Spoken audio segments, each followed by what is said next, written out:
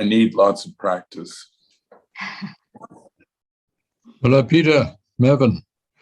Hello, Mervyn. How are you doing there in Canada? Well, Canada is, we just had an election, and Trudeau won. We seem to be in the minority government mode. This is our second successive minority government. I think I don't think the population is prepared to trust our leaders with a majority. I think it's happening in a lot of countries. Well, I think the minority government is a good model. Yeah, coalitions.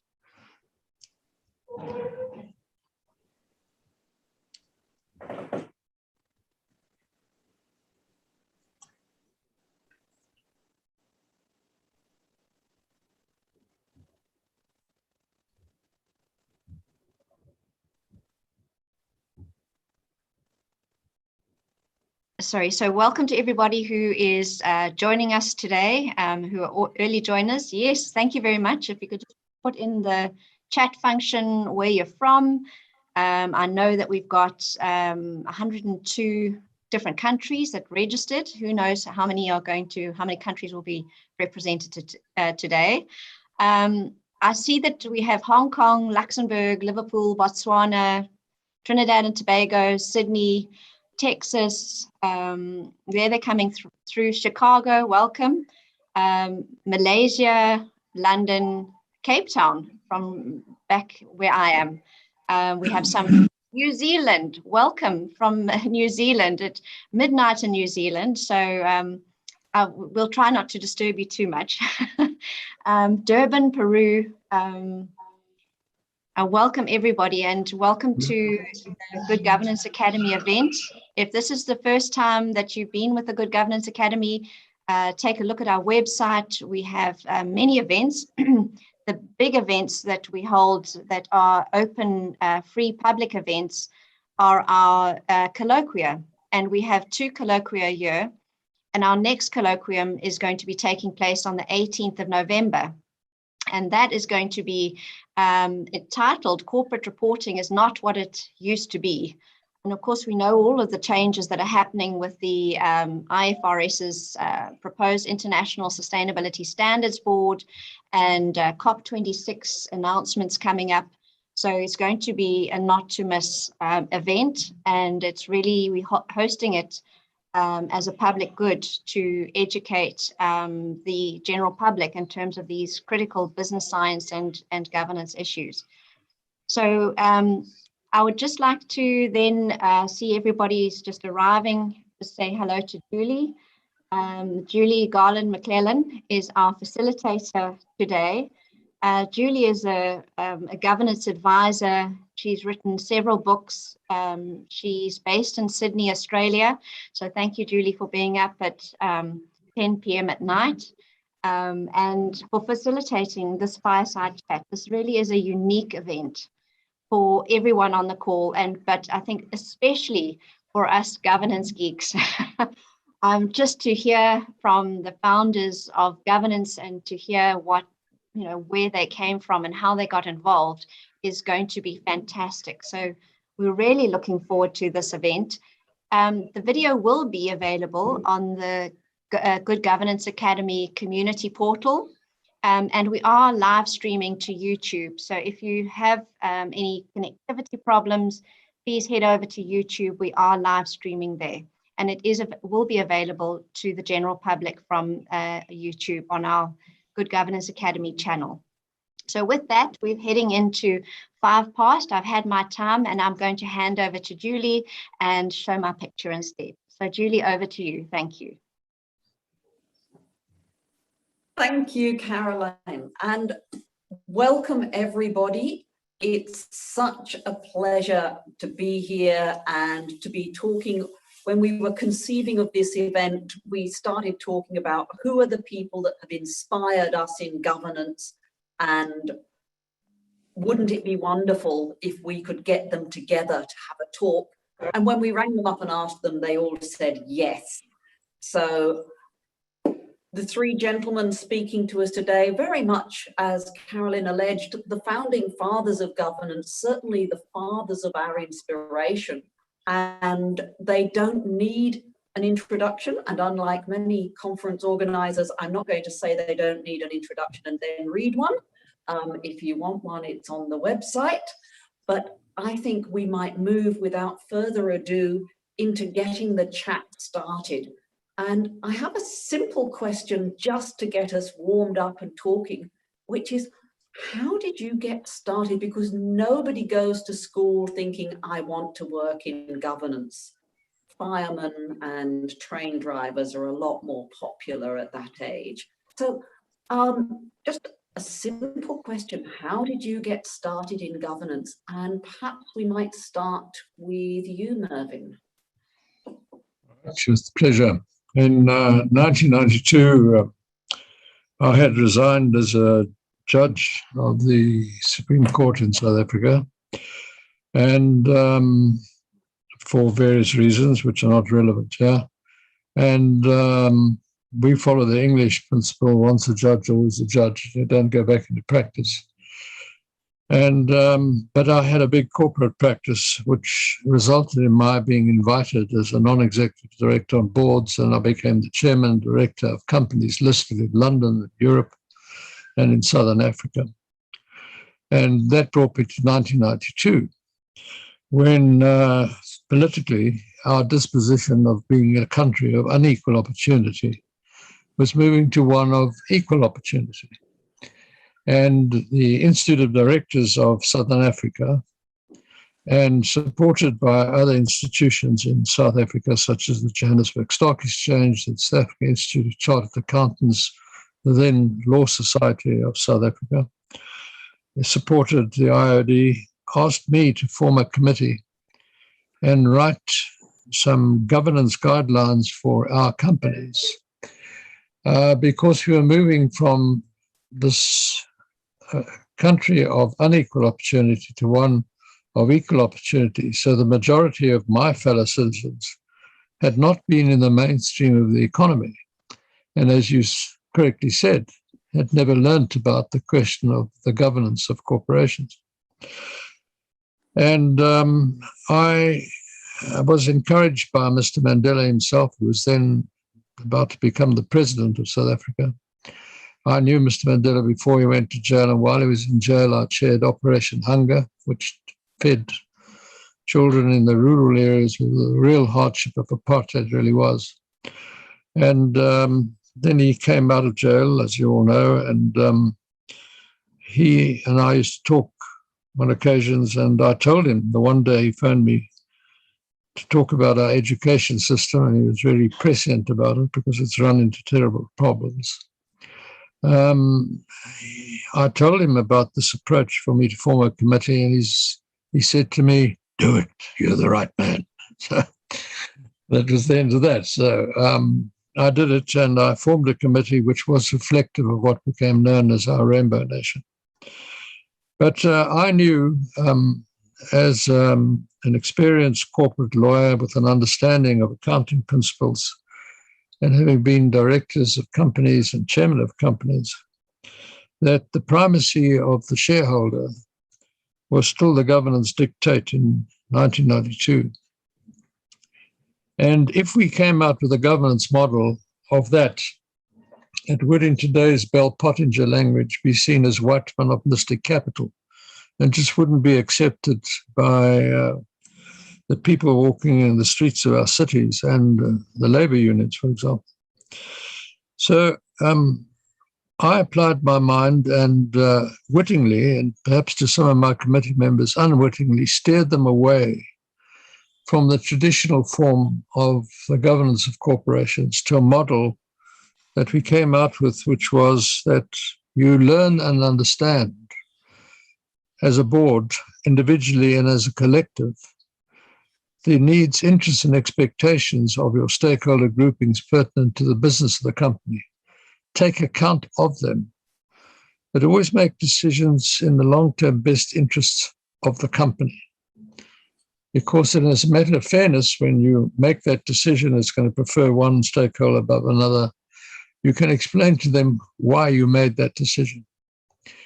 And that report came out, and it was named after me as chair, King Report. But then I was appointed as chairman of the United Nations on governance and oversight. And by 2002, I had learnt through the United Nations about sustainability issues. And I urged another report. And so the first report became known as King 1, and the second one is King 2.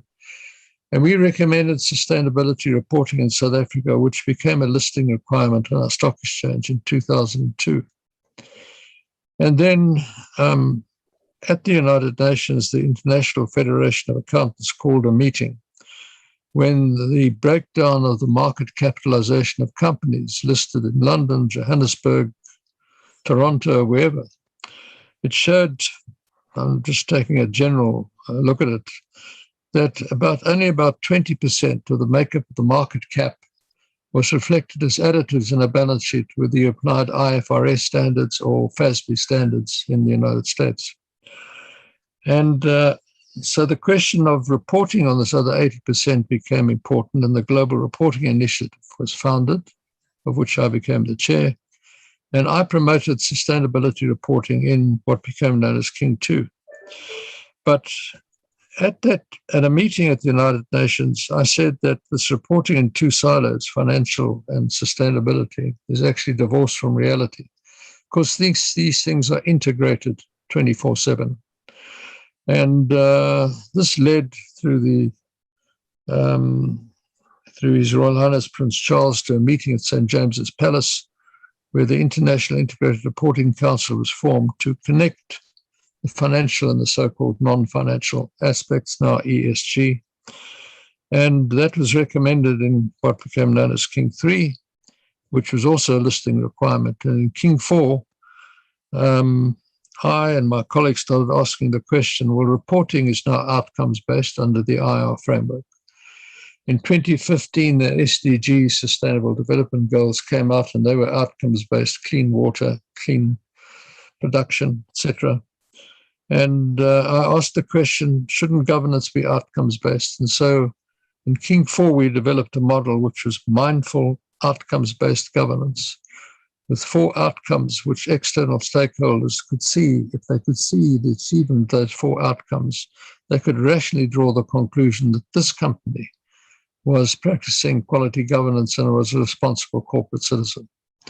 So that's a brief summary of my journey on governance from 1992 to date. And now I'm Chair Emeritus of the Value Reporting Foundation, which is a merger of the Sustainability Accountancy Standards Board in San Francisco and the International Integrated Reporting Council in London. And that merger is working with the IFRS Foundation to hopefully announce and establish by November this year the International Sustainability Standards Board. So that's where I am at the moment. Thank you, Julie. An amazing journey, and one that most of us have watched little bits of as they've come to international prominence. Peter, I might call on you next, because you came to governance, I think, from a very different direction. Tell us a little bit about your journey. How did you get started in governance? Thank you, Julie, and thank you, fellow panelists and the organizers, for including me in this discussion. Listening to Mervyn, I was thinking, you know, we're probably about the same age, and we've probably been at it for about the same length of time. And hearing Mervyn, I'm very impressed with his vitality and the currency of his thinking. I got involved at about the same time as Mervyn did in the early 90s. And we had gone through the recession of 90-91, and there had been some a number of corporate failures in Canada, and a group of us informally got together and said, we need to think about how Canada can elevate the quality of its governance. And we were able to get a sponsor in the Toronto Stock Exchange. We put together a committee that represented the various sectors of the capital markets. And we came up with some guidelines. It was really just common sense, but it focused on the relationship of the board to management and how to organize a board. So these guidelines were implemented, and we followed the comply or explain model. The Toronto Stock Exchange required disclosure by its listed companies of how they would address these various guidelines. They didn't have to do what we said in the guidelines. They just had to disclose how they were approaching it. And initially, we all are familiar with the sort of box ticking response of the communities to guidelines, but very quickly, values started to be attributed to companies that took governance seriously. So the community then responded more constructively to the guidelines that we had developed. So that was back in the mid-90s. And then I went off and pursued a couple of other careers, staying in touch until, and I'm going to fast forward to 2019. And the Business Roundtable in the United States published their statement about corporations should create value, not just for shareholders, but for all stakeholders. And a professor at the University of Toronto, Rotman School of Management, Sarah Kaplan, wrote a piece in the Canadian National Newspaper referencing the Business Roundtable statement and said, where's Canada in this? And so I wrote a response in an op-ed piece. And it was easy for me because we'd had a decision of our Supreme Court in 2008, the so-called BCE decision, which said that boards of directors have to act in the best interests of the corporation. And in doing so, they can take into account the interests of all stakeholders. But corporations do not exist simply to create value for shareholders. And so it was easy for me to respond to Sarah's op-ed piece. I thought, well, I've got to meet this person. And so we got together, and the then dean of the Rotman School of Management, a man named Tiff Macklem, who has moved on to be the governor of our central bank. He introduced us, and Sarah said to me, Peter, your guidelines are about 25 years old. They need to be updated. And I couldn't agree more. And so we embarked on a project where we had no official sponsorship. We had consulted people widely, and we came up with a report in February of this year with 13 guidelines, focusing very much on corporate purpose and environmental and social issues. The report is called 360-Degree Governance: Where Are the Directors in a World in Crisis? And that title was drawn upon a book that Sarah had previously written called 360-Degree Corporations, which the theme of which was corporations have a full circumference of stakeholders that have to be managed. And then it also drew upon the title of the report I wrote in 1994, which was simply, Where Were the Directors? So we combined those themes and focused on, as I say, environmental and social issues, diversity, Indigenous peoples' issues, and corporate purpose. And we tabled these guidelines back in February. And I would say they're gaining some traction, but not the kind of traction we attracted in 1994, because we don't have an official sponsor. But I think, I can't say I feel a groundswell, but I think change is coming. Thank you very much. Yes, I think you might be right. I certainly hope so. So quite interesting, starting from a very different position and yet moving towards that inclusive, holistic view of the purpose of the corporation in society. Bob, I might call on you. Tell us a little bit about how you got started and how you came to write your wonderful book, or your first famous book. Thanks. Yeah, in one of my students fairly recently said that in the case of Sally and myself, and I've worked together for over 50 years with my dear wife, Sally, and we work just on our own. In my case, the word career is a verb, not a noun. I have simply careered through life, bouncing off things and doing stuff for which I was totally unqualified, and developing myself and I hope others. So my ambition at age 17 was to fly Lightning jet fighters, and I was already an under officer in the Royal Air Force. But my eyes went slightly off cue, and I was much too arrogant at the age of 17 to ever fly anything slower. So I walked out, and then suddenly found I was on the streets of London without any money, which was something I hadn't really thought through. So I picked up an admin job at a place called the Architectural Association School in London, just for a month or two, and eventually stayed there for 14 years. The AA school is unique. It was founded in 1847 by the students to teach themselves, because they weren't being taught during the apprenticeships for which they had paid.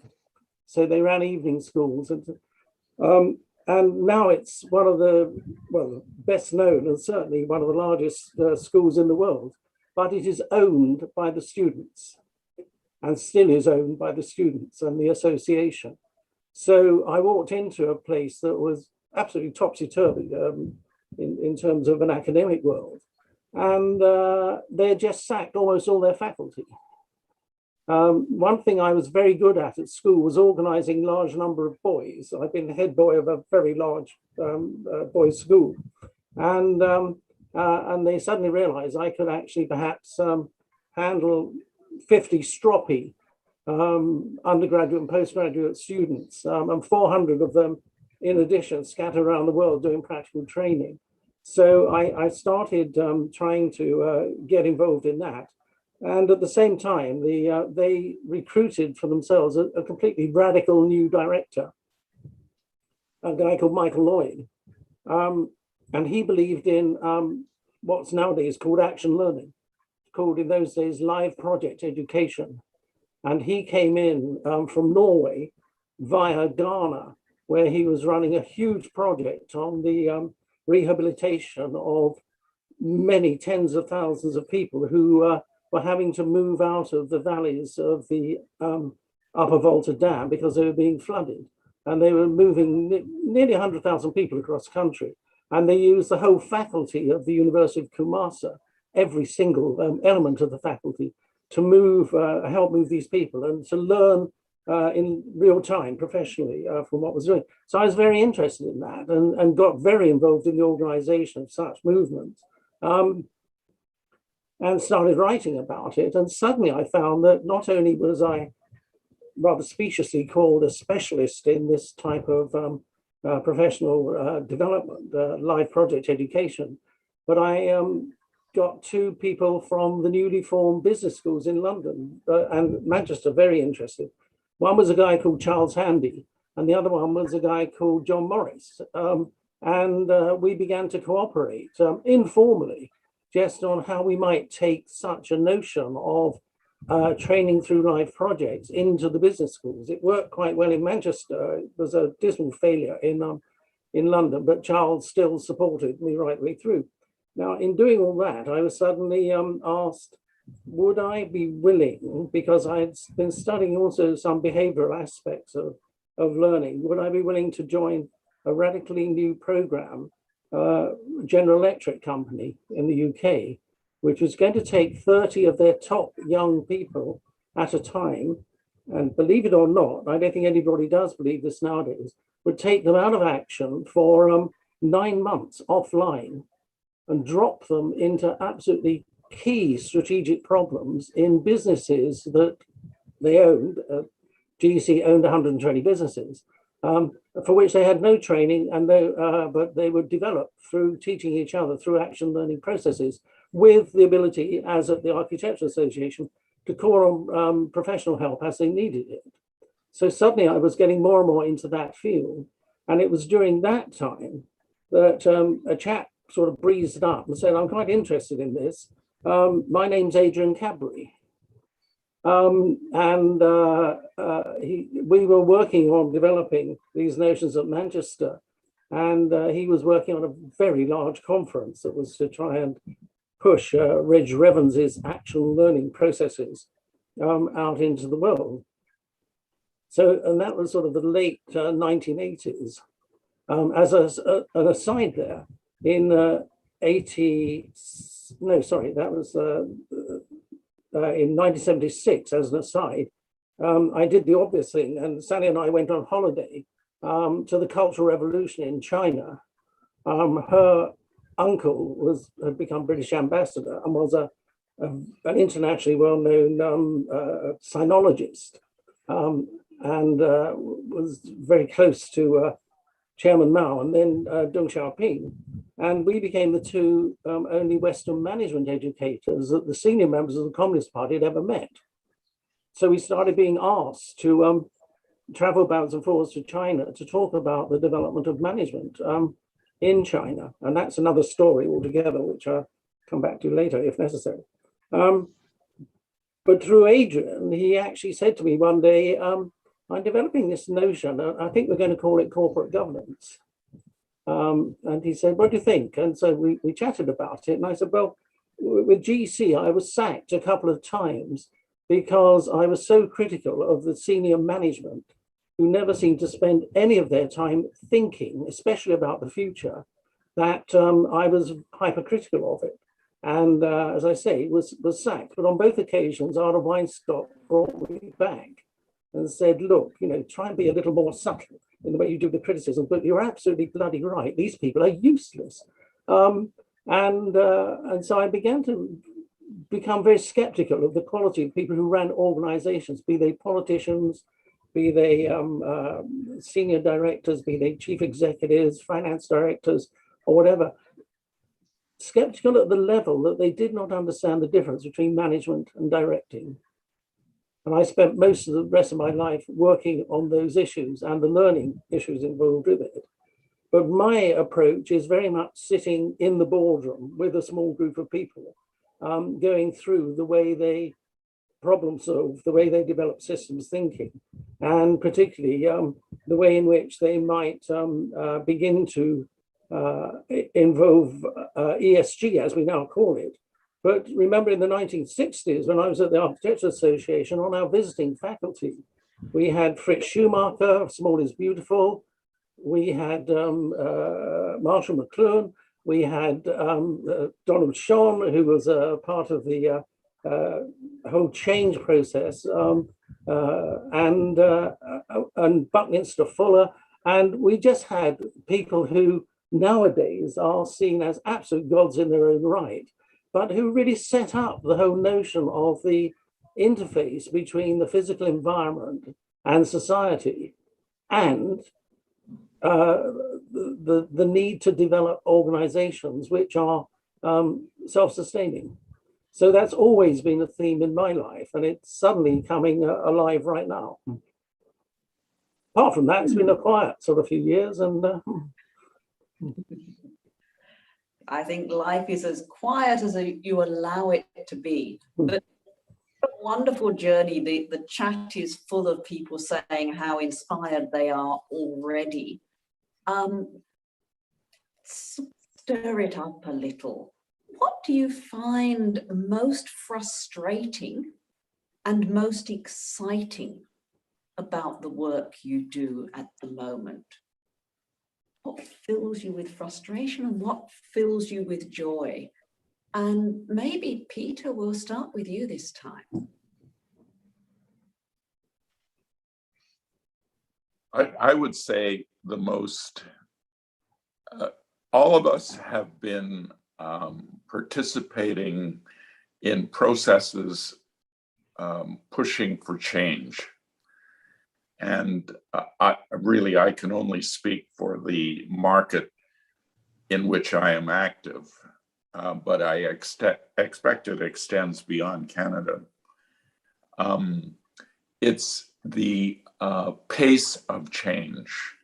When we take a principle, one of our guidelines is, for example, diversity on the board, diversity in the workplace.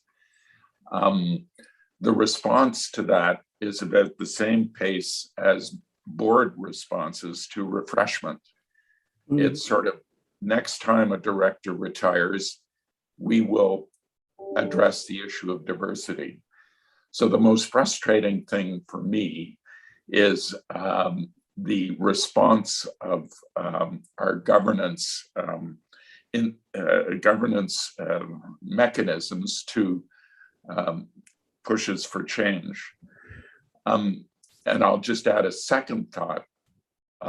So much of what we are talking about today in reforming governance, and I think should be elevated to thinking about the role of the corporation in the world and what the corporation needs to do to continue to be a enterprising and valuable citizen of the world. And I think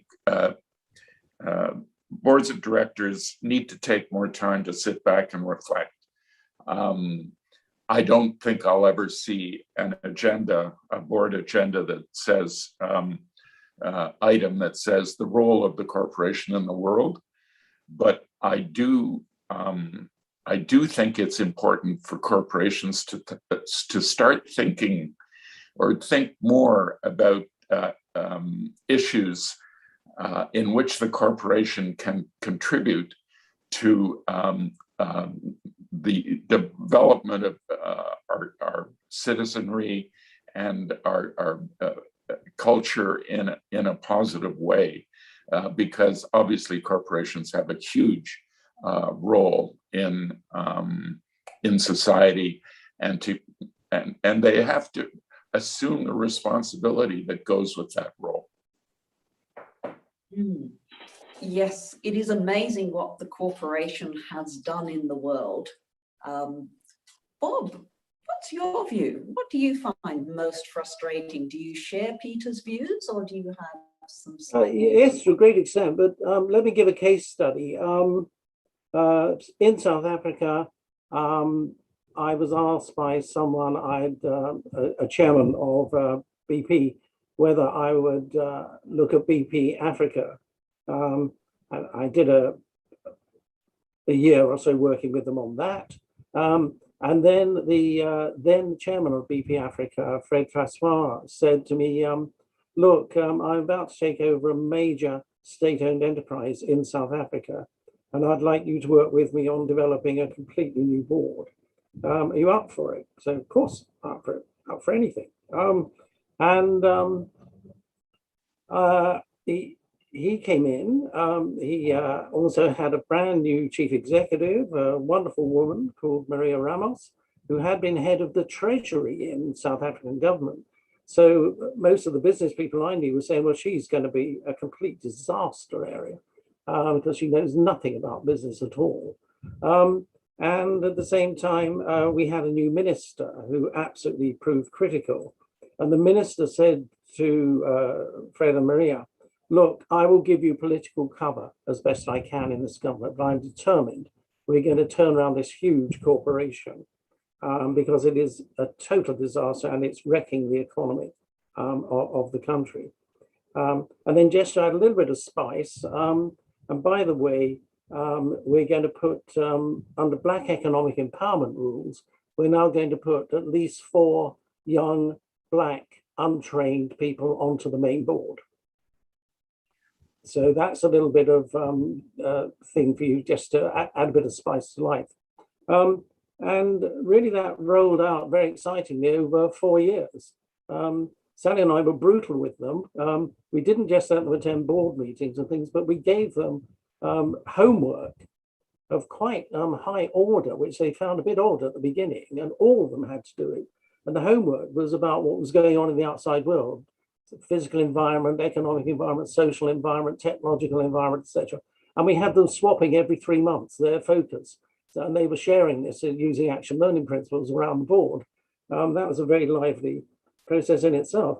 And I would argue it went extremely well. And the organization just transformed itself to, in the end, to us being totally redundant. But whenever we went to the boardroom, it was the only boardroom I ever went to where I got hugged by everybody, which I think is one of the performance criteria we should all look at when we're dealing with boards. And the total disappointment was within 18 months of Fred and Maria not having their contracts renewed and the minister changing, corruption began to set in. And within about 2 years, the whole thing was a complete disaster. And we were deeply, bitterly disappointed. And that, I think that happens, although that's an extreme case, in many examples of really good board development, that there doesn't seem to be any guaranteed way of sustaining it. It's all about personalities, it's all about individuals, it's all about their personal courage and strength. And if the mix begins to change and there isn't that personal courage there, then the organization can go downhill extremely rapidly without anybody being particularly aware of it. Yes, I can share the frustration. And it is one of those interesting things that whether the board is responsible for its own succession or whether ministers and outside parties are, it still is never guaranteed. Mervyn, what do you find frustrating and exciting about working in governance? Well, as an advisor to companies, I'm always excited when I'm able to change the mindset of a board and get the directors to understand that in the middle of the 19th century, the limited liability company was created by society for society. And we've often heard the phrase that society is the licensor of the company. But it was actually created by society to have a medium through which business could be conducted. And people could give capital to that company and yet not be liable for the debts of the company to creditors and to employees if the business of the company failed. In other words, limited liability. But the concomitant to that was that the providers of now equity capital went to the back of the queue on bankruptcy. So first of all, preferred and secured credit, creditors had to be satisfied, then concurrent, and if there was a residual value, well, the shareholders got it. But as a result of Supreme Court judgments around the world and Professor Friedman's thesis that the sole purpose of the company is to make profit provided it keeps within the rules, resulted in the 20th century being one of unsustainable development, because we knew that there was environmental degradation in 1983 when the Brundtland Commission was established. And they came out in 1987 with their report, the famous statement that there's not only a business duty, but there's a moral duty that we as directors need to steer our companies so that they stop using natural assets faster than nature was regenerating them, which clearly is not sustainable. modus operandi, and make sure that those who come after us can also have a sustainable life. And the change of thinking happens when there's appreciation and understanding by directors that the company is an innocent, incapacitated, artificial person with no heart, no mind, no soul, and no conscience. And that the conscience of the company is, in fact, the conscience of its corporate leaders. And I think discussions I had with universities overseas, particularly Harvard, and the Harvard Business Review came out with that wonderful statement that the era of corporate leaders of the 20th century was to focus on increasing the wealth of shareholders instead of focusing on the long-term health of the company. So it was wealth of a particular stakeholder compared with long-term health of the company. And it's exciting for me when a board, as a collective mind, actually sees that the company has never operated in an economic bubble. It's always operated in the triple context of the economy, society, and the environment. And that bottom lines were being subsidized by society and the environment, which really meant the company was not adding value to society, it was actually extracting value. So you have value creation replacing primacy of the shareholder, but the connotation of creation is also preservation and erosion. So the concepts today, I wrote in 2016 about extinction accounting, and today it's a reality. And that really financial officers are no longer financial officers because they're thinking of this value creation process from inputs to outcomes, and they should really be value officers. And I'm pleased to say that the universities around the world that have launched CVO, Chief Value Officer MBAs. And one of them, I happen to have a doctorate from Deakin University in Melbourne, Australia, and I lecture there. And Monash and Deakin in Australia and Sydney are all following this question of value creation, which by implication means preservation and erosion. So you've got to see what is the business model? Are you actually creating value for society? Because this limited liability artificial person was created by society for society. So the excitement is to have an understanding of this, and you get that change of mindset and people acting in the best long-term interest of the company. And if you get that right, it's in the long-term best interest of all its stakeholders. Yeah, absolutely. Yes. I'm speechless with agreement, which for those people who know me is a very unusual state of affairs. Now, we would like to go to some of the participants' questions, but I might just run quickly through the panel again and ask each of you, what gives you hope for the future of governance? What green sprouts of inspiration and hope do you see? And I might start with you, Bob. What gives you hope for the future? Sorry, did you say Bob there? Your voice tailed off. Yes, I said Bob. Okay, fine. Well, actually quite a lot. I mean, I'm very frustrated at the moment, but I'm also seeing a lot of change happening very fast. And what Mervyn has just said is spot on. I think that's exactly where we're going. I'm always more interested in the input side than the output side in sense of reporting, etc. But I'll start with the output side. I think what Mervyn is trying to do, and particularly this whole notion of the globally accepted comprehensive corporate reporting system, is a really, really interesting one. As long as we keep it very simple and don't let the wretched regulators and writers of codes in on the act to then become a cottage industry in its own right and completely wreck it.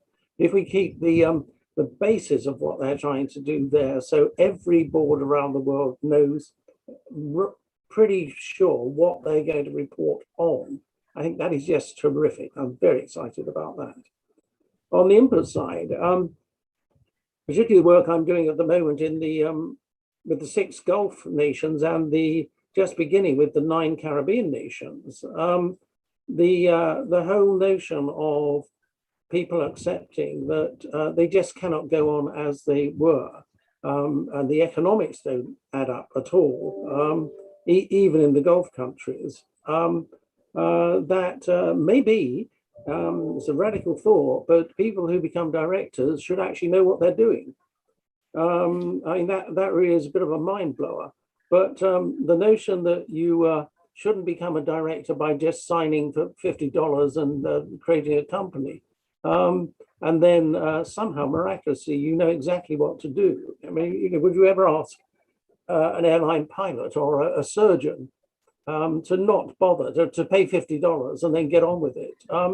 Is not really on. And so this notion of beginning to set basic levels for the input side, and whether you look towards chartered director or other ways of doing it, that side really excites me very much indeed, because I think the public is slowly but surely becoming aware of the questions they have to ask of the competence of the people who are directing their institutions. And that is absolutely fundamental. That's what my forthcoming book is going to be about. What are the questions that the public need to hold direction givers to? And it's quite frightening. I was in Parliament immediately before lockdown here. 100 members of Parliament, members of the Commons and the House of Lords, who had expressed interest in corporate governance.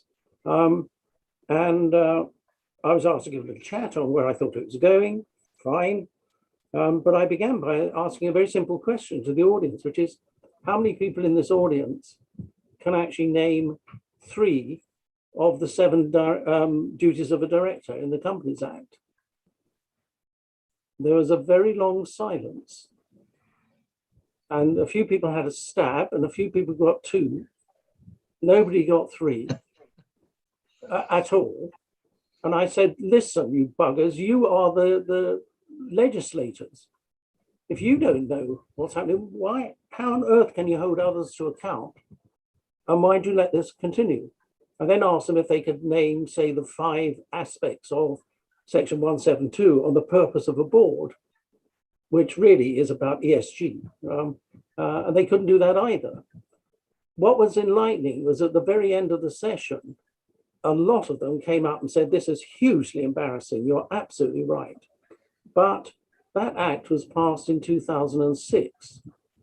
Most of us, apart from, I think it was 6 people in the room out of 100, most of us were not in Parliament or the House of Lords at that time. There is no way that we can be informed of this. There's no induction process in any legislature of which we are aware where this is brought to light. And therefore, we have hugely strongly held opinions in this area based on absolutely nothing.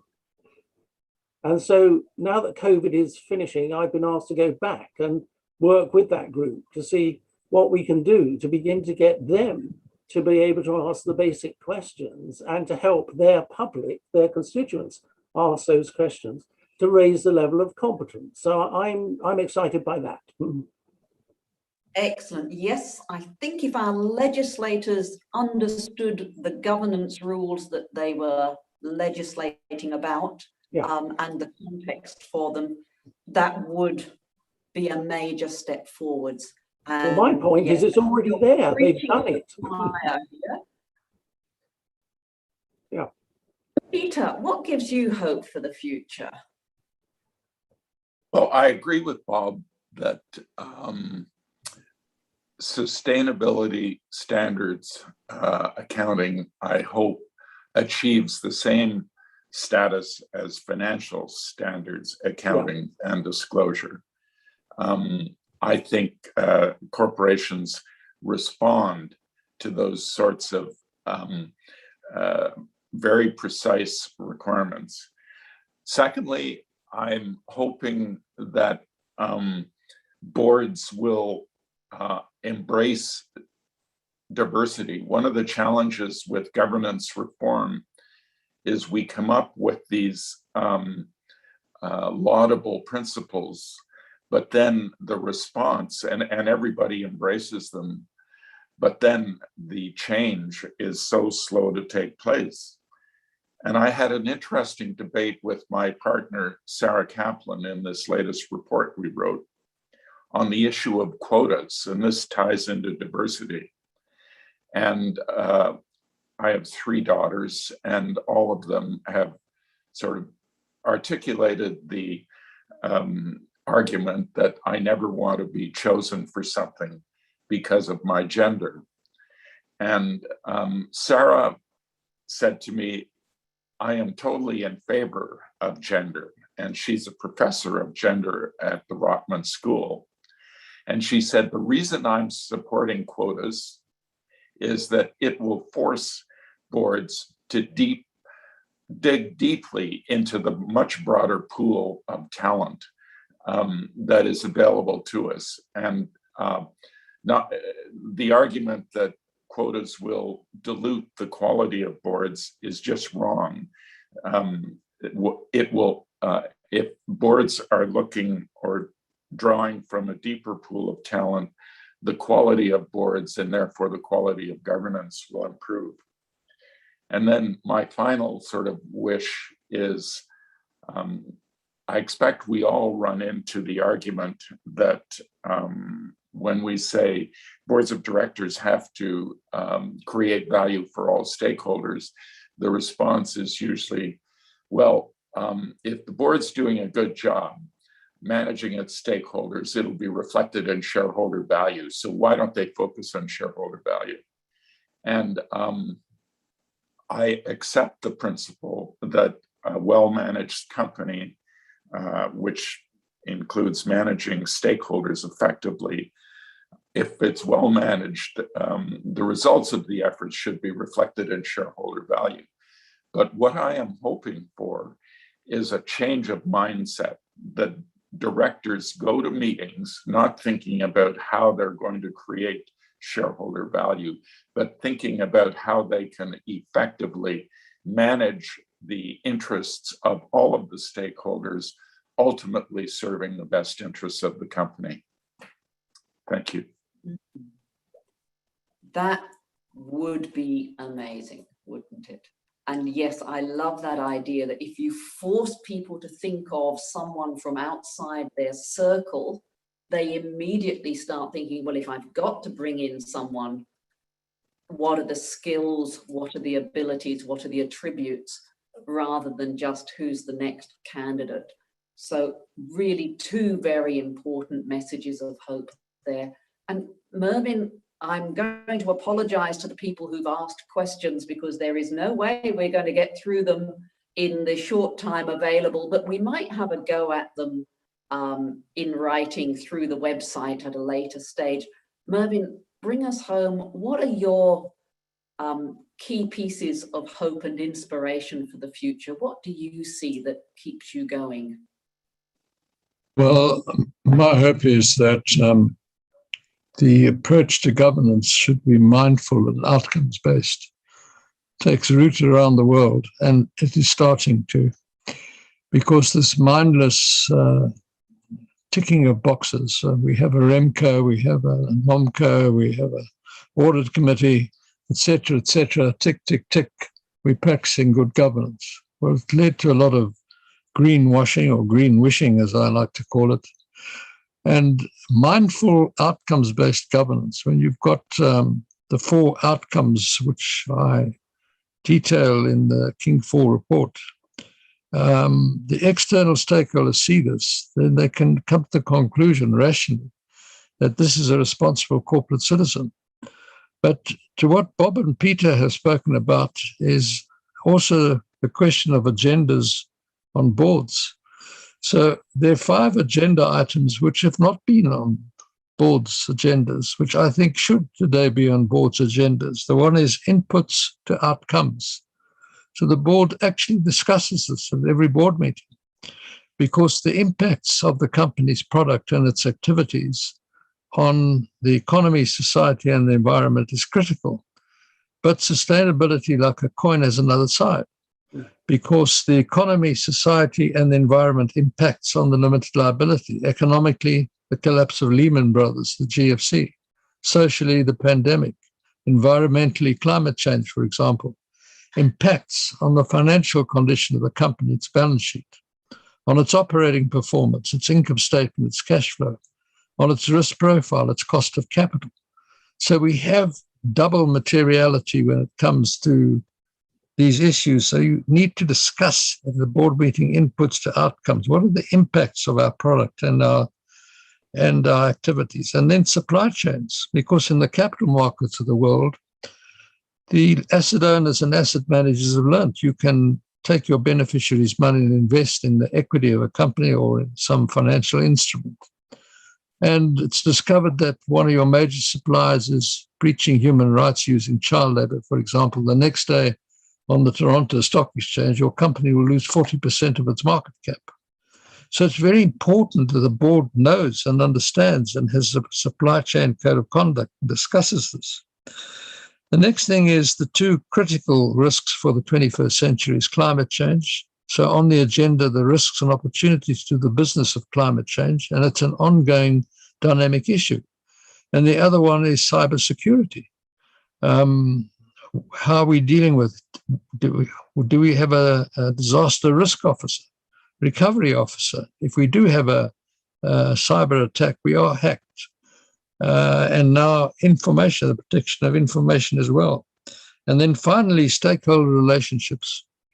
Many large companies, I've recommended, they appoint a whole new corporate animal called the Corporate Stakeholder Relationship Officer, which is a highly skilled individual, preferably has been the chief executive of a company, who actually talks to stakeholders, learns of their needs, interests, expectations, now concerns arising out of the pandemic, and does a written report to the board at each board meeting. Now, companies may not be big enough to have such a corporate animal, but then management has to do it and report to the board, because the board, in making business judgment calls, otherwise, I believe, is almost blindsided and needs to make informed collective business judgment calls. So I think a lot can be achieved by actually having these specific agenda items at every board meeting, because then the board starts, the mindset starts changing and you get a different focus. And at the moment, there's huge change taking place in corporate reporting, and our duties as directors are owed to the company. If our duties are owed to the company, we're accountable to the company. How do we account? We account by reporting.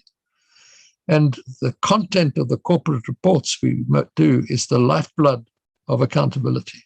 And we've just got to make them more user-friendly and more understandable. That's why clear, concise, and understandable, and not in IFRS speak, which the average user does not understand. Yes, clear, concise, understandable, and I love that idea of informed collective business judgment on a preset but widely focused stakeholder agenda.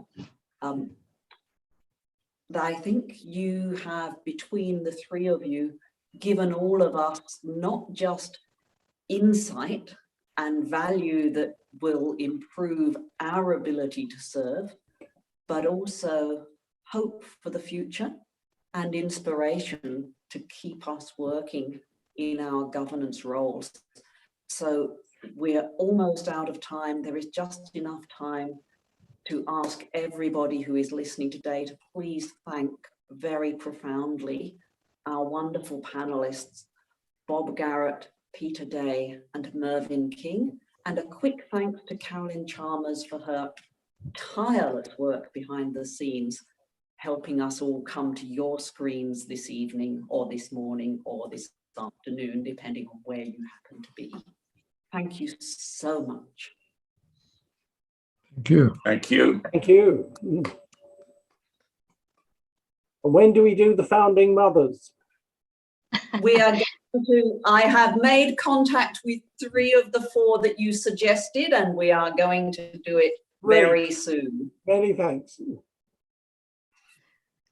Absolutely. And they Thank all you said very much, hello. Julie. Thank you very much, Julie. Absolutely. We've got a new generation coming through, and we couldn't move forward without the work of these gentlemen here. So thank you very, very much for taking the time and giving us some background, and Julie, for your fantastic facilitation. Do you want to take us into the next session where we're talking about the new standard? We've heard some of the controversial comments. We want to hear a bit more. So thanks, Julie. Over to you again. Excellent. Well, this new standard, I hope, is going to provide a platform and a unifying focus for governance, which will satisfy the aims and ideals that we've discussed. And one of the reasons we've been able to come together as a global governance community to write this standard is that we have stood on the shoulders of giants. And I am not going to suggest that we are dwarfs, but when you stand on the shoulders of giants, your perspective is so greatly elevated. And I really like this particular standard because it's sufficiently elevated that it's humble. And it's a guidance standard, and it's a standard that invites the reader and the user to think deeply and to choose wisely and to apply in a very holistic fashion as a way of thinking, as a frame of thought. So I might ask Carolyn, who besides being the CEO of the Good Governance Academy, was also quite involved in the development of the standards overview diagram and bringing together and positioning the various principles so that the whole can make sense. Carolyn, can I invite you to explain the diagram and give us some ideas about how this links back to the foundations and the ideas and ideals that we have just been discussing? Thanks, Julie. I think firstly, just in answer to the points, we as the co-editors that you see here, but also the experts, were adamant to not have a prescriptive document. We don't agree with more prescription, and that's why the standard is a guidance standard. It's just unfortunate that ISO didn't have another term for this document. You know, if it was, we hear about the King reports or the various codes, but the word they use is standard. So we were stuck with standard. And unfortunately, the word standard, many people refer to management system standards. And what we're not talking about here is the management of organizations. We absolutely are talking about the governance aspects of organizations. So that's very important. The best we could get was to call it a guidance standard. And it doesn't mean it's actually called a guidance standard. It's still called standard, but it's guidance. It's not prescription. It's not certifiable in any way. So that being said, I think it's important in the context of the standard that there's recognition that every organization is unique and particular and has a specific set of circumstances. There is no codification or standardization of governance practices that we could hope to have across the world. It is sitting in that codification and standardization is sitting in legislation and in regulations as required and as necessary in the countries, the respective countries. So this was not the intention of the standard. The intention of the standard was to put out commonality. So bring together an international agreement on certain things. So we went in understanding that well, governance, surely everybody understands what governance is across the world. We know its foundations is the rudder steering the boat through the waters. But really, when we got to speak as we had 77 countries, 83 organizations, liaison organizations. So those are the big organizations like IFAC, like the OECD, the International Corporate Governance Network, huge international organizations involved. So 77 countries, 83 of these organizations, and we couldn't agree on the term governance. So even today, we still have dissent on what is the definition of the governance of organizations. So you'd think that this is a simple thing. It's not a simple thing. And I think if there's one benefit we point to with the standard, is that we're starting to get towards commonality of language. The second thing is, what are the principles, the general principles that we are expecting from organizations in the 21st century? So what are the foundational principles? And we agreed, and we put this diagram together as concentric circles, because really it reflects that purpose, organizational purpose, should be in the center of everything the organization does, including its governance. And that includes not only the purpose, but also the organizational values. So the values on which the organization stands. And I know that Victoria is going to talk a little bit more about purpose.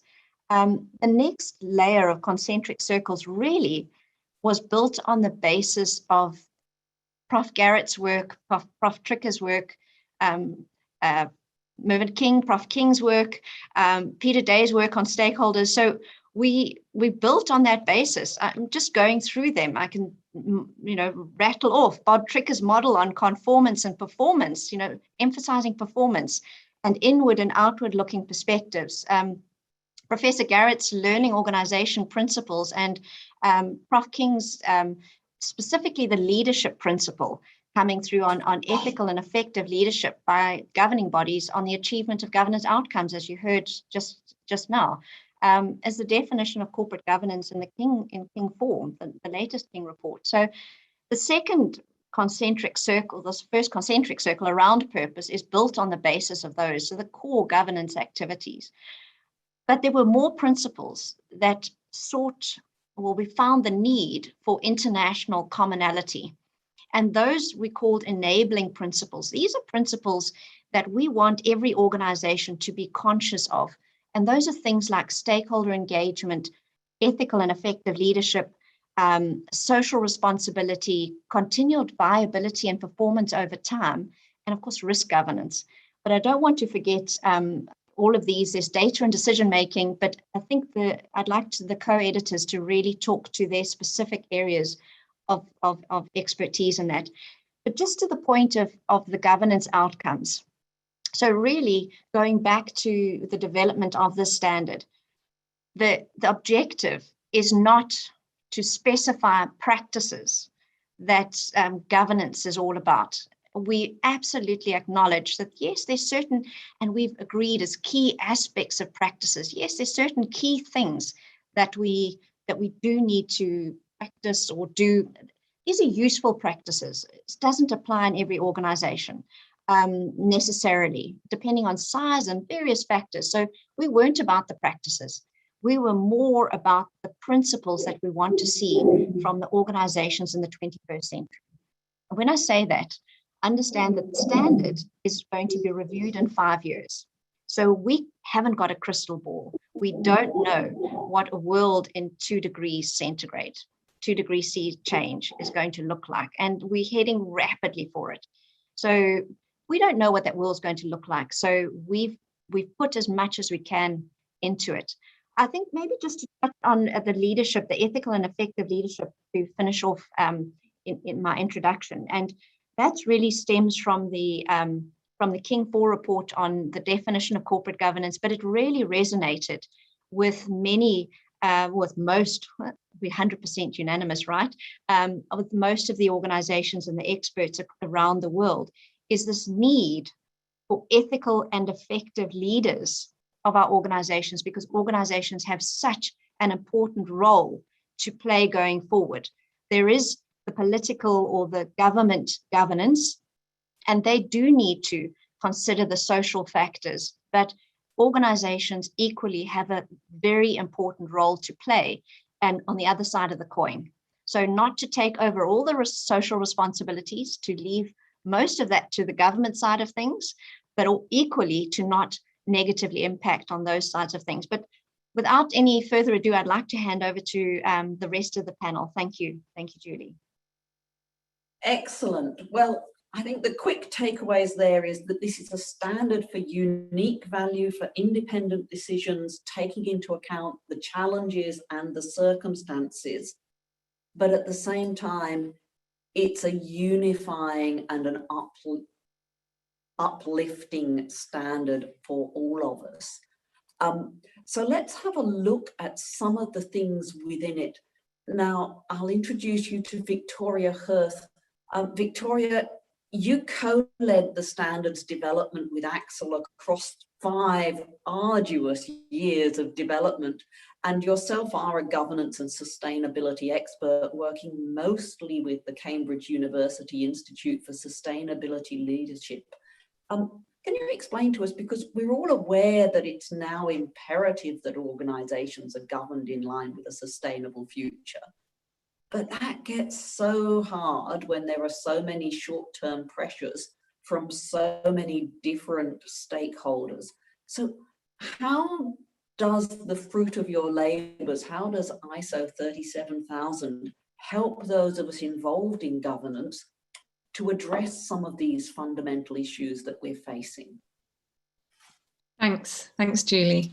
Yes, some of the core struggles, for example, that I see governing bodies grappling with in organisations at the moment, and I hope this rings true for a number of us, is firstly, alignment, how to align the energy of staff and other stakeholders so that everyone's pulling in the same core direction.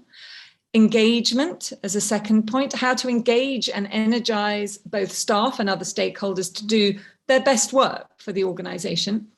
Thirdly, long-term performance, how to make sure, and we talked a lot about that today, how to make sure that short-term value is not being generated at the expense of long-term value. That's starting to come on to the board's agenda and really starting, how do we do this? And then how to prove that. And of course, that's where the rise of ESG is coming in. And then perhaps fourthly, the most vital point, and in the shadow of the Code Red for Humanity, as the UN has soberly reminded us of, is creating value that matters. So for boards that are starting to really understand that, that's a massive issue to grapple with. How do we enable staff and other stakeholders to make ethical and sustainable choices that really contribute to the long-term well-being of society as a whole, without having to have mountains of rules and armies of internal police? So those, and I hope those ring true for some of you as well. And in that context, there has been a groundswell, I'm sure you will have all felt it as well, of support for the view that without a clear and socially meaningful reason for an organisation to exist, it's going to be an almost impossible task for governing bodies to address all those issues, as I just mentioned. And without a purpose that is aligned with a sustainable future, they're going to basically be run ragged, putting out fires, as is happening and has been happening for a while. But as the issues of unsustainability hit harder and faster, that is just going to get really tough unless you are very clear about the direction you're heading and you can justify to yourself and others why that is an optimal contribution to a sustainable future. In other words, long-term well-being for all. Happens to also be the goal of the economy and the definition of sustainability. It's very helpful. So ISO 37000 in the context of all of that makes it clear that we have, we all talk today about the shifting sands, and it's really hard to get a grip of where we're coming from, going to, and where we are in that, because it's changing so rapidly.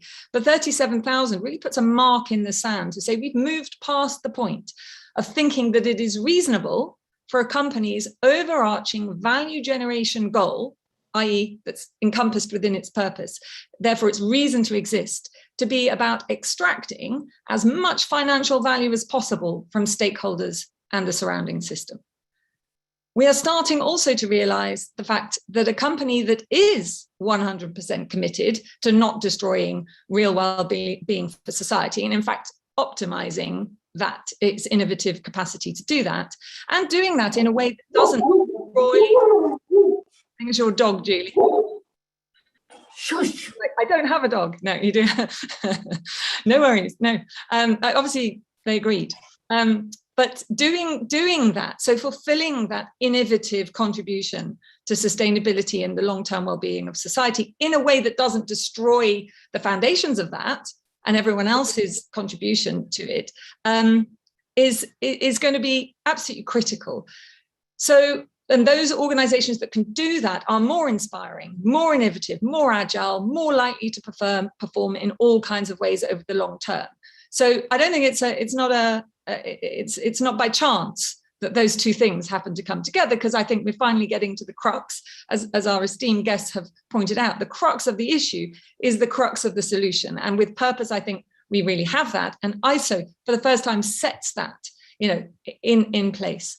And that insight about the role of the organization in society and how governing bodies can really practically grapple with that runs throughout 37,000, but particularly in Principle 1, which is on purpose, and Principle 11, which is on viability and performance over time. And of course, also in Principle 10, which Adriana will focus on. And both of these principles give practical guidance for governing bodies about these really profound topics. And practices that stakeholders can also hold them to account to and help drive that system forward. So as well as covering the principle and core practice of purpose in Principle 1, Principle 1 also makes clear that in order for governing bodies to be able to articulate a relevant purpose, they also have to be really clear about the values that an organization holds. And values, of course, are your fundamental worldviews about what's important to do in the world and to preserve and to protect and to enhance.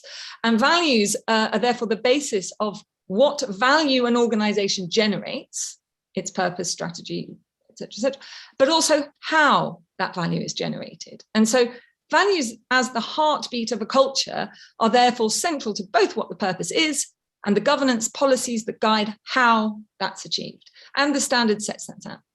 So practically, how a governing body can help align the whole organizational system with sustainability, therefore, as I said before, really runs throughout the whole standard. And we'll hear from Adriana about the other place that it's really picked up in detail. And it's Principle 11, however, that we really zone in on that viability and performance over time that's come up a lot in the discussion today.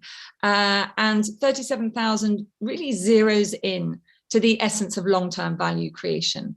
And we know that this requires thoroughly understanding the interactions between different stakeholders and different capitals, financial as well as all the other resources, as has been mentioned today, all those organizations, all those capitals that are totally fundamental to an organization being successful, whereas we have traditionally just elevated the one. And that takes a lot of skill.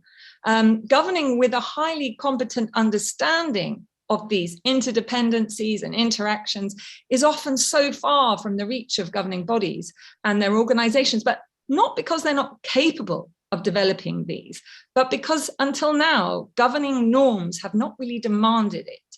And as we're all aware, however, that's rapidly changing. And ISO 37000 shows the world that what the world now expects. And that what the world now expects is that governing bodies can govern to a broad spectrum of resources for the longer term, and that this needs to be a central activity of a governing body. So in short conclusion, purpose and values provide the foundational frame that governing bodies, that guide decisions about value generation, strategy, risk, and all other governance and management decisions. Purpose and values, therefore, provide the bedrock of a sustainable organization, as we set out in Principle 1. And Principle 11 is where 37,000 really goes deep and unpicks how to govern performance over the longer term. But in reality, all of the principles in ISO 37000 are needed to ensure an organization that can successfully create value over time. Thank you. Well, thank you so much. It is truly about measuring the stuff that matters and focusing on what matters for your purpose and that longer time frame. I might move now to Peder, because when we're talking about measuring what matters, we're really talking about real value, not just money, but real value and, of course, the risk in creating that. Peder, you facilitated the introduction of the business model framework, the CGMA business model framework into this standard because of your alignment with integrated thinking and the 6 different capitals. You're a global ESG lead for a major risk assurance organization and a very renowned author. So my question to you is, given the pace of change and the very high levels of uncertainty which prevail and which touch all of the stakeholders and all societies, what concrete guidance could any standard provide, in particular, with regard to that long-term viability and that long-term valuation, and the particularly vexed topics of managing the risks of doing the things you do in order to create that value? What insights do you have to share? Thanks, Julie. I remember just now, a few years ago, we sat in a room and we decided that we really needed this guidance to be future-proofed. And we were very conscious of a number of perfect storms that are gathering. One I'll paint just now, Mervyn made reference to it, or part of it a moment ago. We have the climate cyclone that we're all incredibly conscious of. What's happening with, say, COP26 in Glasgow in a few short weeks. Some concrete decisions out of that, we hope. We also see another cyclone, the effect of AI and cyber and so forth, and the effects that can have on economies, on business models, operating models. And you know the old cliche, a hungry man, a hungry woman will lead to an angry man, angry woman. And climate and the effects of technology advancement, 20,000 years of technology advancement in the 21st century alone is what we're living through just now. Both of those basically collide with another cyclone, that of social discord. In the developed world, in the first world that we live in, we're conscious of discord and moves to the far right and so forth. This creates an environment of massive uncertainty for organizations.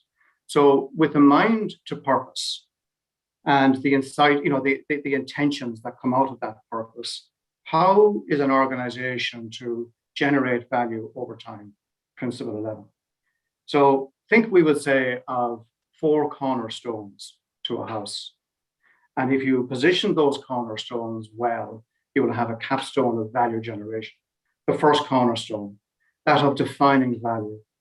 Defining value really comes down to identifying, through the eyes of all the stakeholders, the customers, the people that you touch, and who touch your organization. What matters most? Where does it matter most? What we call in the ESG world, the materialities. Understanding that in a very clear, structured way, and then relating that to what the organization must do to thrive and survive going into the future. That's the first cornerstone, that of defining value. The second cornerstone of creating value is about getting this balance, this yin-yang between value creation and value preservation, and the allocation of very scarce resources and making those decisions. That's the second cornerstone. The third cornerstone is a bit like, it speaks to the operating model, delivering value.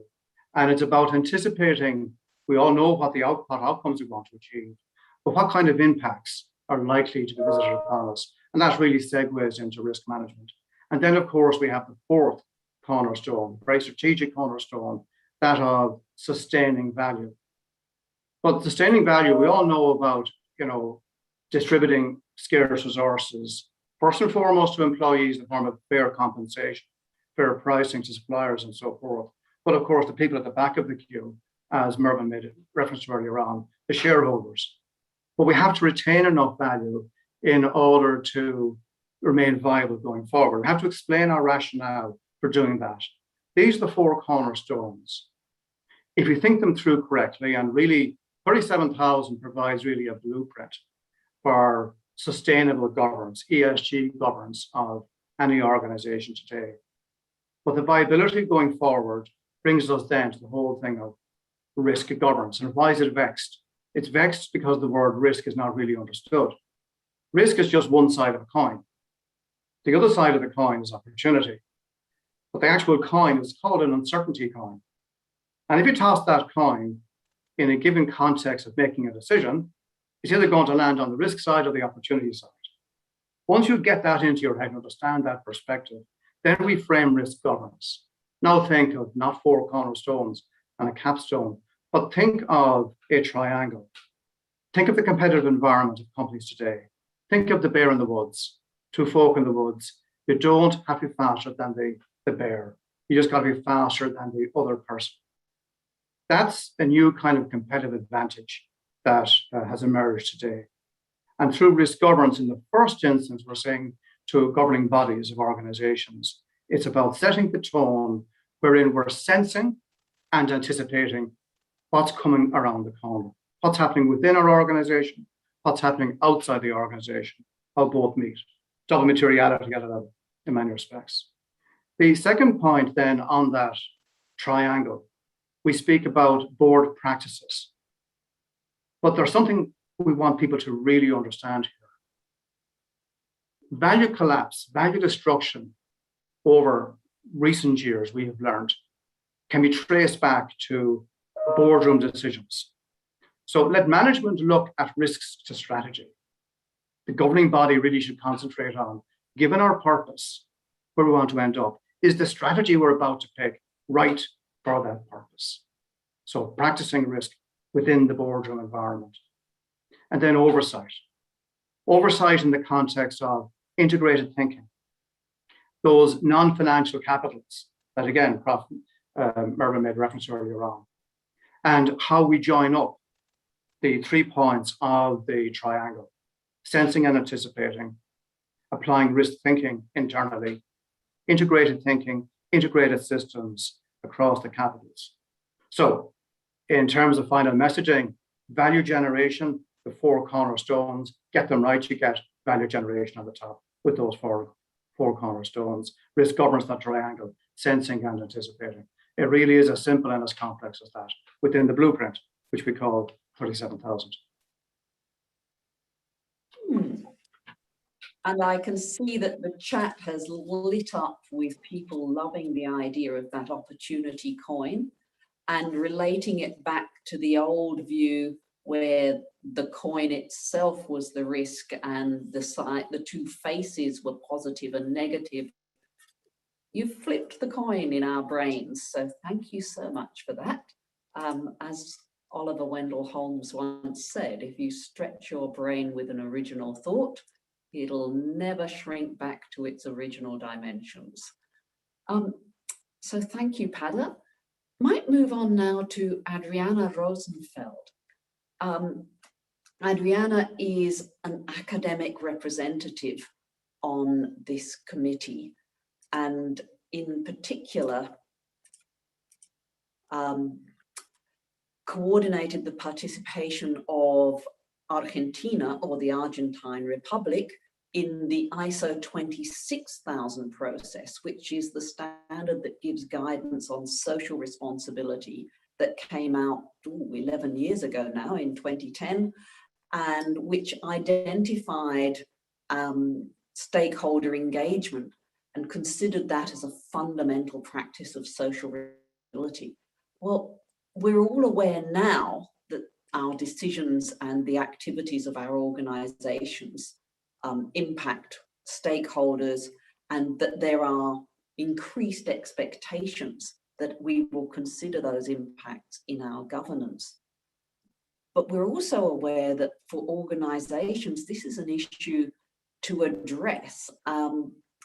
So perhaps I'll ask you, Adriana, how does this new standard help us to address that very fundamental and very important issue? What's in it for us?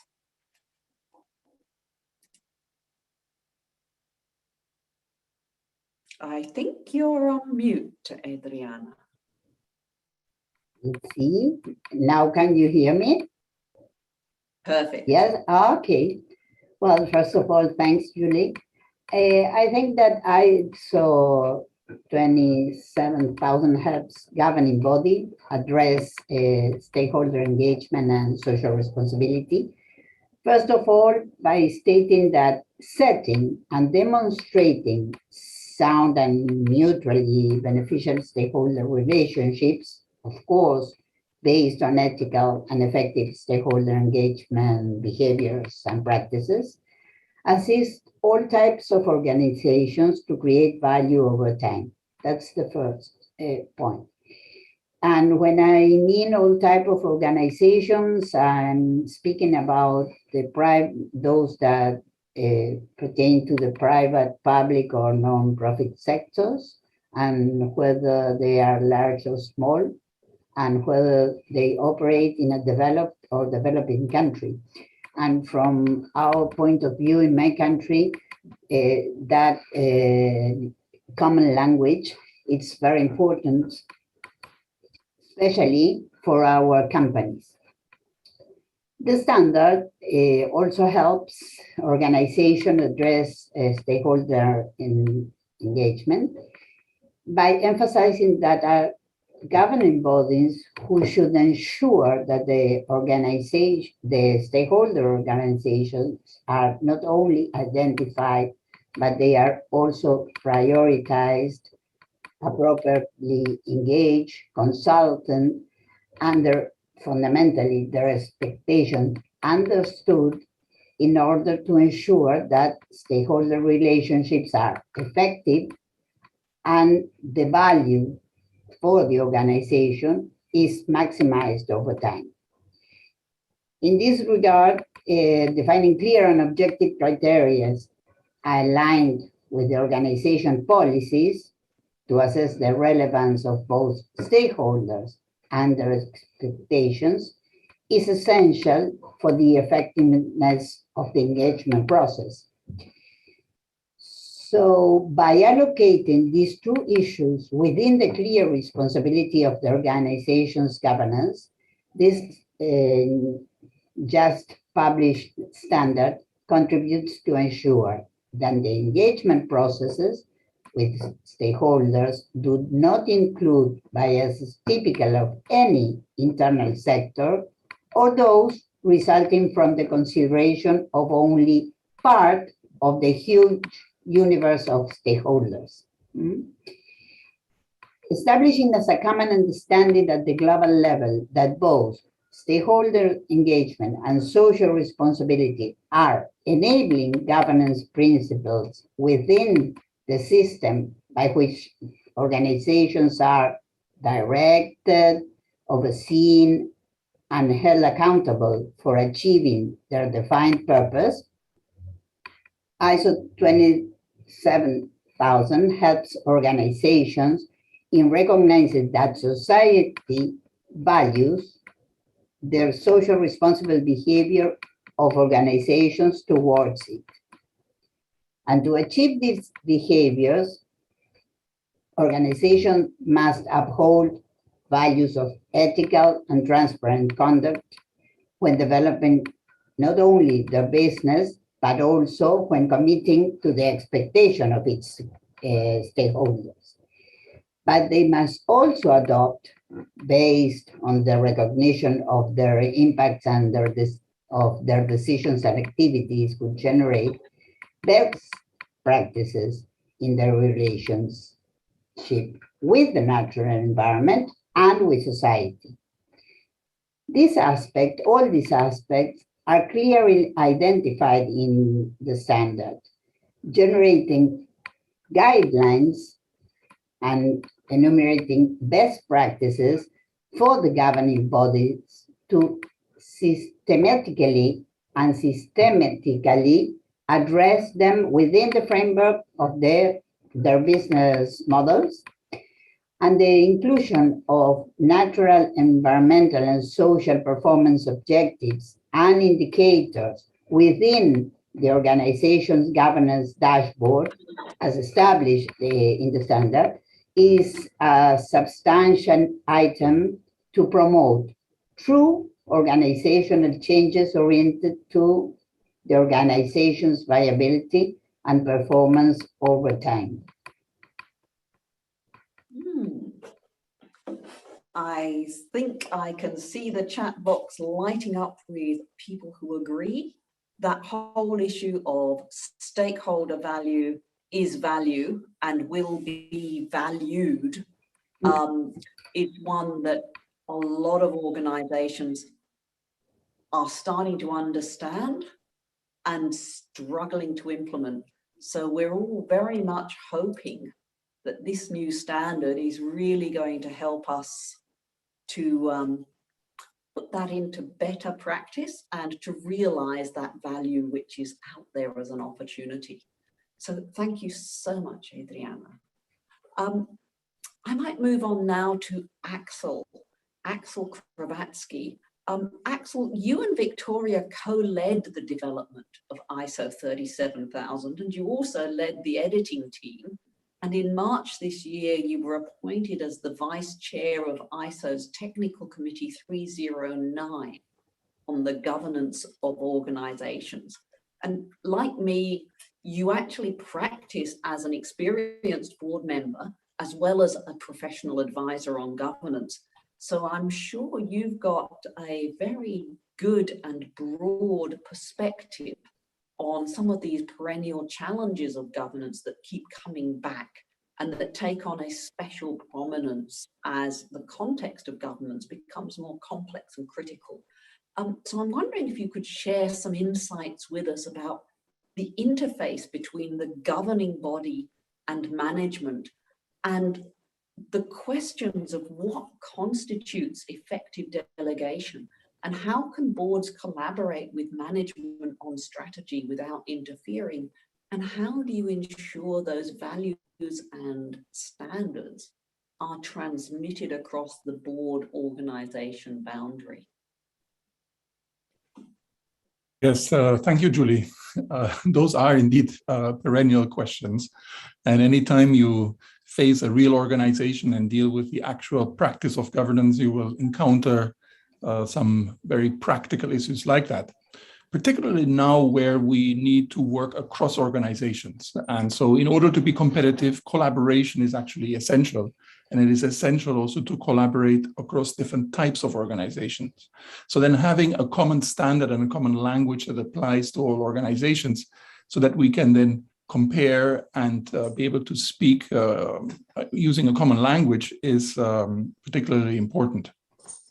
So let me illustrate a little bit starting first with some general concepts and then going specifically to strategy.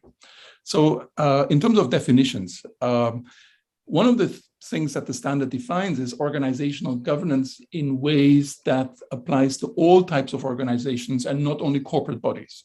And that is important because there are many sectors, many types of organizations, many jurisdictions in which there is not that much guidance and there are no clear definitions.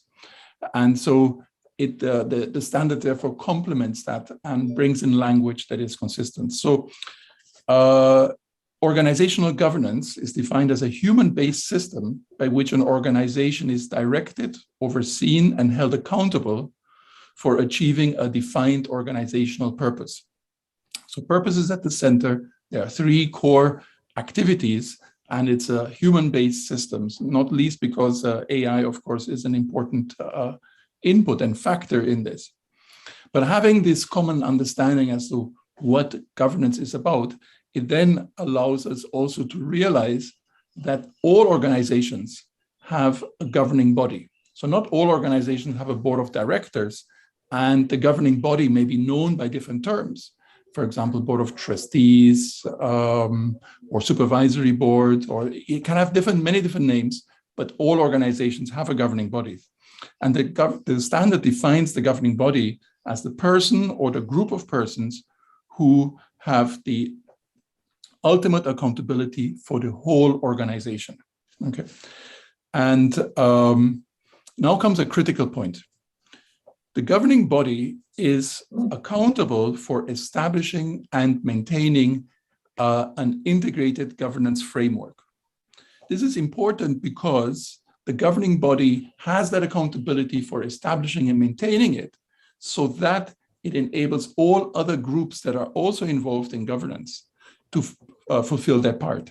If the governance framework is not enabling others who have legitimate and important roles to play in the governance of the organization, there will be confusion, there will be frustration, poor decision-making, and as a result, then resilience, agility, and the performance of the organizations will suffer. So let's move a little bit more. So introducing governing groups, therefore, is an important innovation that helps to clarify and provide the language by which these domains can be addressed. And anybody who's working with state bodies, with state organizations, with family, with concentrated ownership, with many different contexts, or more complex organizations, networked organizations, and so forth, will find it very important that the governance discussion is moving beyond the unitary board conception, or just a board of directors, maybe non-executive board of directors conception of governance. So coming also now to governance and management. Okay, so the governing body can delegate, but it always remains accountable for that which it has delegated, as well as the organization as a whole.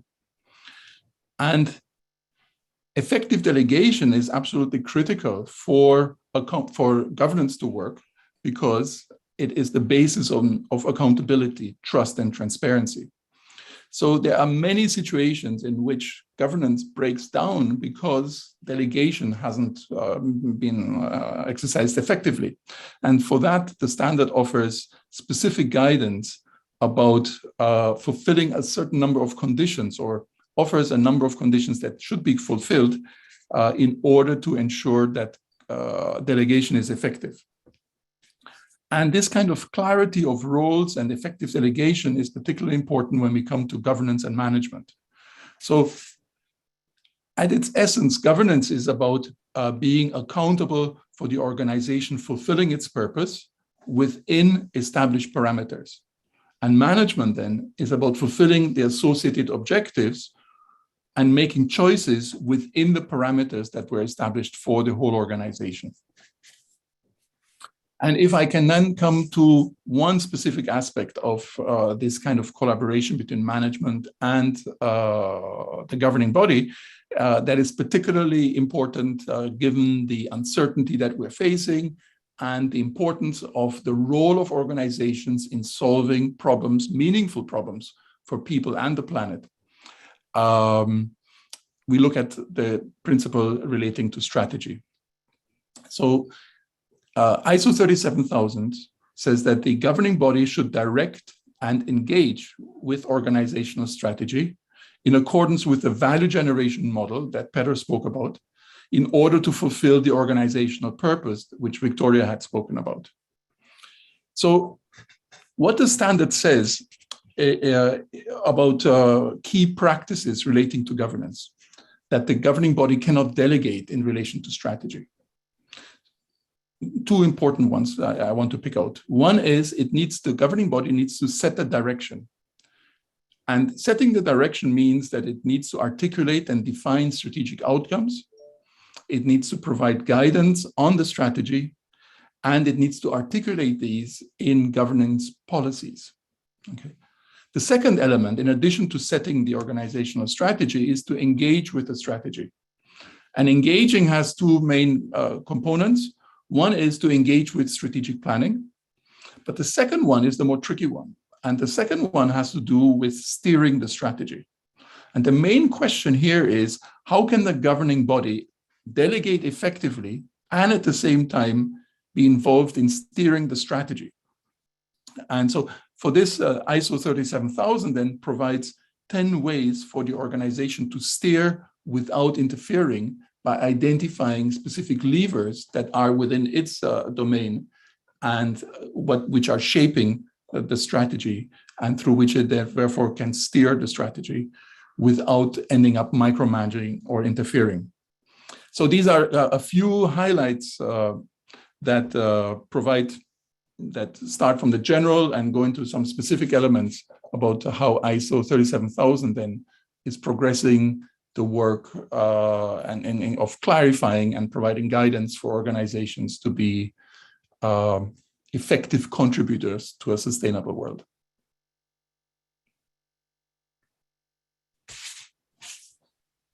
Yes, so important, that balance of delegation and empowering with that balance of steering and still retaining that element of control, which is just fundamental to good governance. And I think, again, the chat has lit up. People have been sharing resources and commenting away. There's just so much value here. We could stop and talk for a long time about this, but let's move on. And I'd like to introduce you now to Andrea Primus, or Andrea.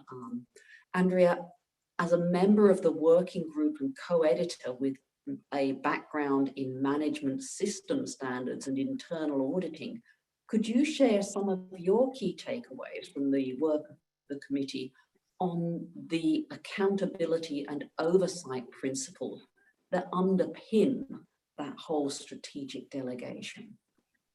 Sure, Julie. During the process of addressing the comments and working on what is now the published version of the standard, there were a number of occasions where we had to work through some of the more challenging topics. Challenging because they seemed simple, but when we delved into them, they were more complex than they appeared. And I know Carolyn would have hinted at that earlier. And accountability and oversight were just two of these, along with effective delegation that Axel touched on. When we looked at accountability, we realized that it was one of the words that is not directly translatable in some non-English languages, Latin languages, for example. And as a result, we first had to have consensus on the core elements that accountability represents, namely responsibility, enforceability, and answerability, which are encapsulated in the definition that we came up with. So the first takeaway for me is that any system of accountability within an organization should reflect these three elements: responsibility, enforceability, and answerability. Another key takeaway with respect to accountability is that the governing body is not only accountable for the organization, but also to the organization, as governing bodies are charged with continually acting in the organization's best interests to ensure that purpose is fulfilled over time. And this also ties in with the principle on viability and performance that Victoria spoke about. The third takeaway, which Professor King discussed a little when he spoke earlier, is around reporting and disclosure, as this is actually one of the ways that governing bodies demonstrate their accountability.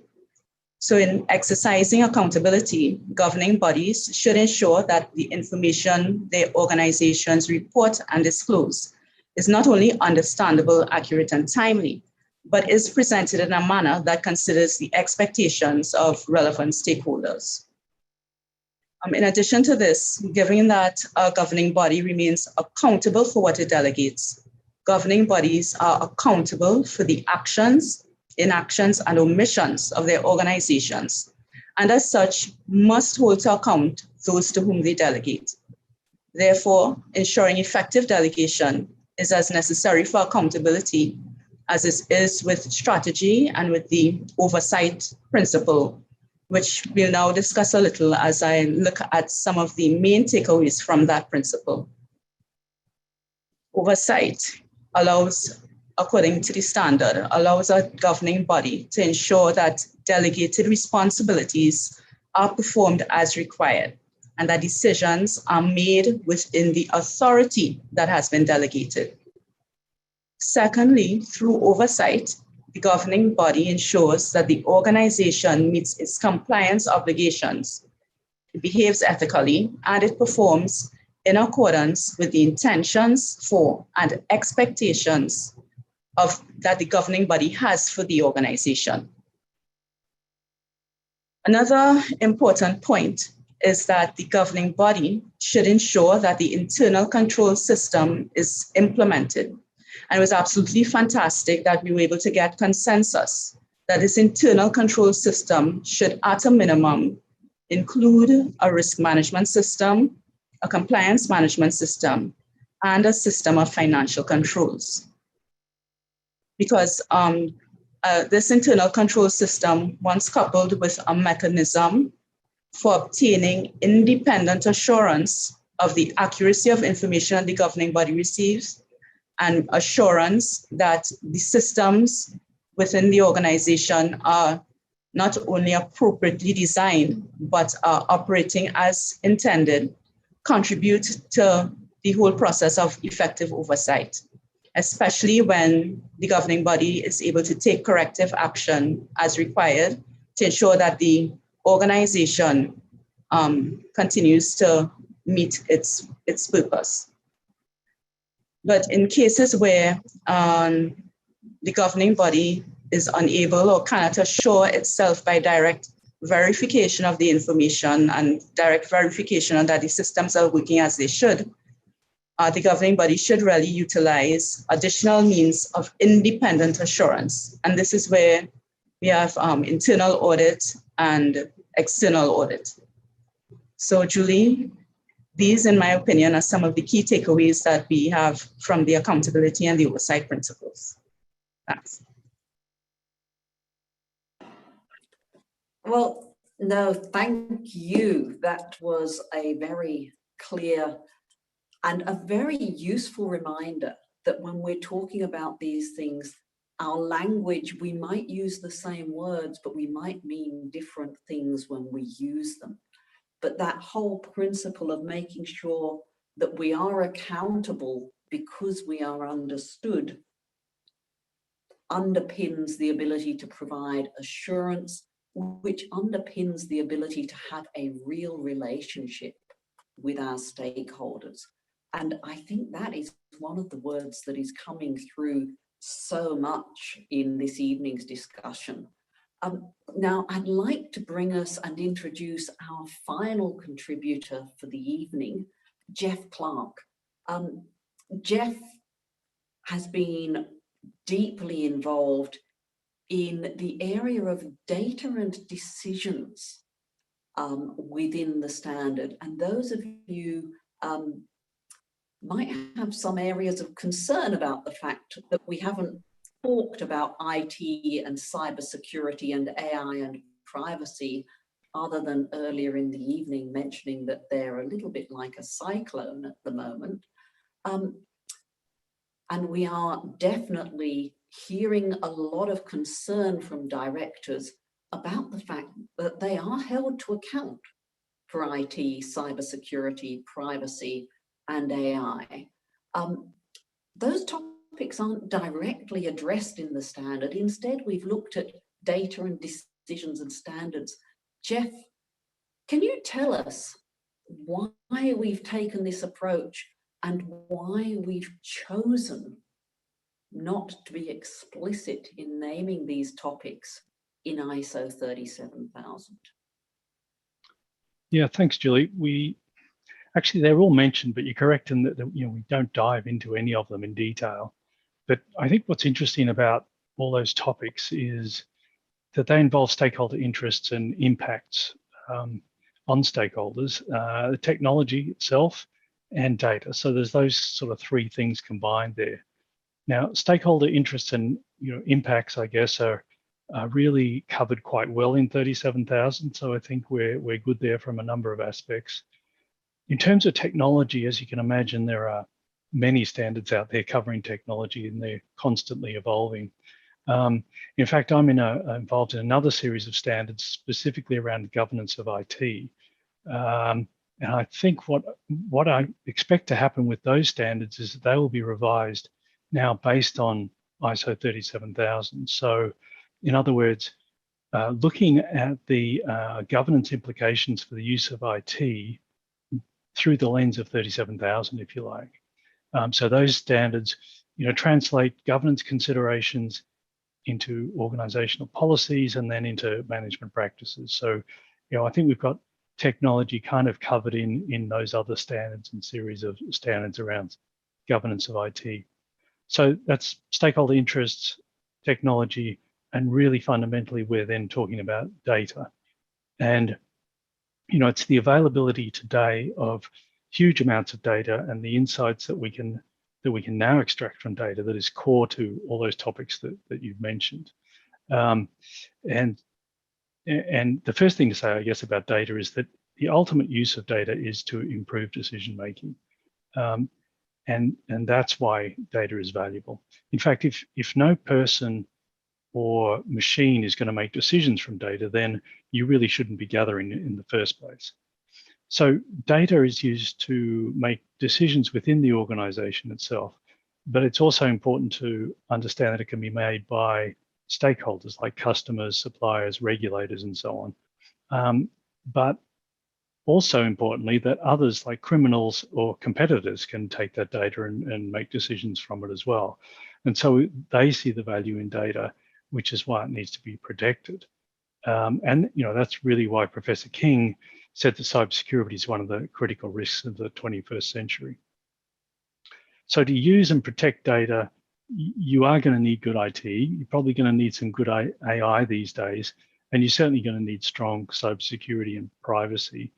But I think fundamentally, understanding the strategic importance and responsibilities involved in turning data into information and then into better decisions is really a critical aspect of governance in the 21st century. So that's why we specifically address data and decision making in 37000, and we have a principle that goes into a fair bit of detail about that.